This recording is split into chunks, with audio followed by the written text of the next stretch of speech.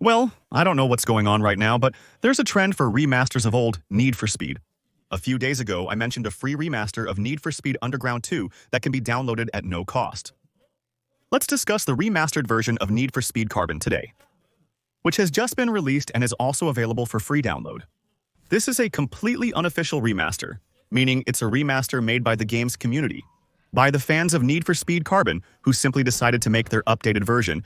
It's the same, it remains a bit of a mystery. It remains an enigma. Why Need for Speed and Electronic Arts don't want to make a remake or a remaster of the old Need for Speed. It's a real enigma why Most Wanted, Underground, 1, 2, or even Carbon are titled the way they are. Because they would really, I think, make a lot of money, and it would really please the community. It's a Need for Speed that, personally, I put a little bit below, still from Most Wanted or Underground 2, which were really my favorites, but it's true that Carbon had added a lot of things to the series, notably something that has not been redone, by the way. Or not really, this Need for Speed. The fact of having a crew, a team, with NPCs who had different bonuses, that really happened with this game. It was cool. I'm unsure why they didn't reuse that feature in later games. Sonic 4 Speed introduced other cool additions as well. The madness of the canyons and the super stylish boss duels were especially thrilling. The canyon mode, that was it. It's a duel mode that took place in a canyon. That's it, it's not more complicated than that. In 151, there were two phases, one where we started second and another where we started first. And the goal was to stay as close as possible to the AI in front, or to distance it as much as possible. When we passed first to score, and at the end of the test, after 2 rounds, the scores were added up, and the one who had scored the most simply won the test. It was a very difficult mode. As you can see, I'm getting completely lifted. And one of the specifics of this mode is that there was a game over. In fact, we could either get outpaced too quickly by the AI and get kicked out of the test. And I'm going to show you for science. Simply go off the road, since these were somewhat winding races with some pretty crazy turns. They emphasized the dramatic aspect, ensuring that if you crashed, it was game over. Sonic Force 8 Carbon had a new feature, but it wasn't the only one. There was another nice feature too. It was the customization of cars with the famous Autosculpt. That was a new technology that had been added to this Need for Speed, and it actually consisted of having customization zones that you could set with different sliders. Here, for example, I put a classic hood, and I can decide on the size of the air intakes, decide on their angle, how many I put in.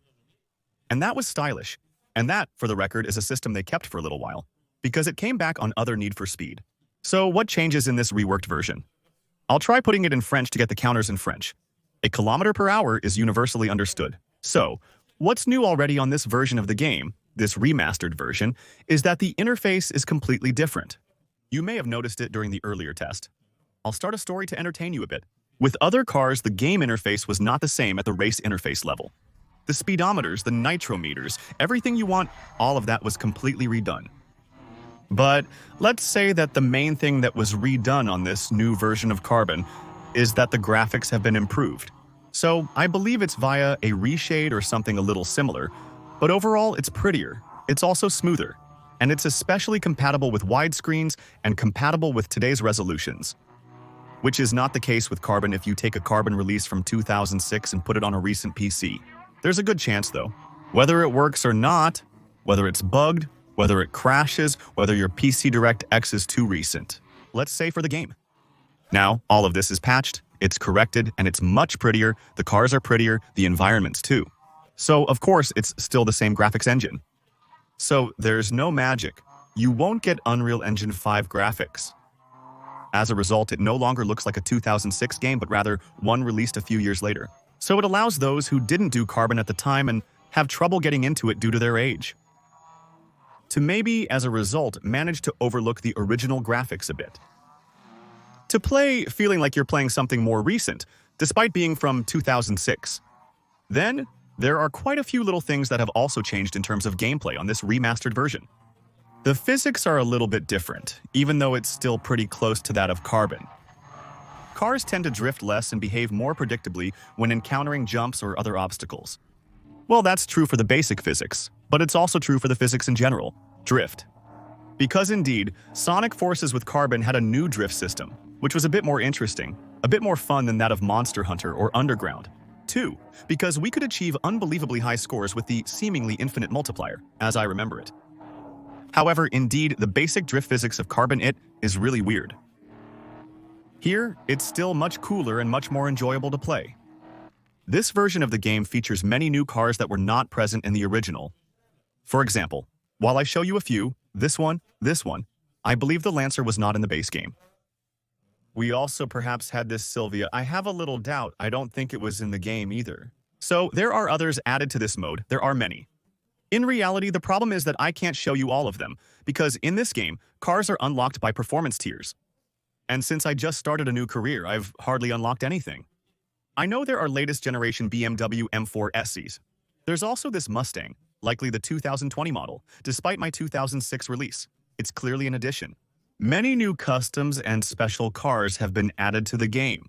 And what's quite nice too is that the cinematics of the career mode have been reworked. Since obviously everything that I've shown you there and everything that I'm going to show you, so to speak, is compatible with career mode. Otherwise, with the remaster of Need for Speed Underground 2, which, for now, actually, only offers the map, the driving with a little bit of custom with the cars. Here you have the entirety of the game that is redone, that is improved for your greatest pleasure. So, I skipped the cinematics because, unfortunately, the music is copyrighted, and I would really not like to have the video removed. But there you have it, all the cinematics. Everything is prettier graphically. You should also know that there have been some improvements at the AI level, well, improvements. Let me know if this is an improvement or not. The AI and overall game in this remaster are a bit harder, providing more of a challenge.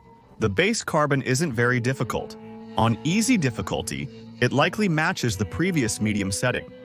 Just so you know, this remaster is simple to install. Trust me, there's a link.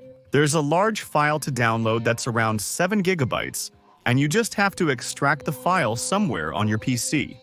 Launch the game's executable, so it should be NFS Carbon. Unfortunately, this time, I won't really have a Discord link to give you. That is to say, I haven't been able to find the original source of this remaster. I know it's something that just came out. I've seen other YouTubers make videos about it, but I don't know where it's from. So, unlike the Underground 2 remaster, I can't give you a Discord link if ever. You want to get closer to the official sources and possibly support the creators. Personally, I think it's super cool. And above all, what I find cool is to see that a community is still so active on a game that is now over 18 years old. And that this community does better. Or at least does more interesting things than what the official publisher of Need for Speed, which is still Electronic Arts, and of which Electronic Arts does nothing. If you try it, have fun, and feel free to share your thoughts in the comments. If you've noticed any other new features or improvements while playing this unofficial remaster yourself, please share.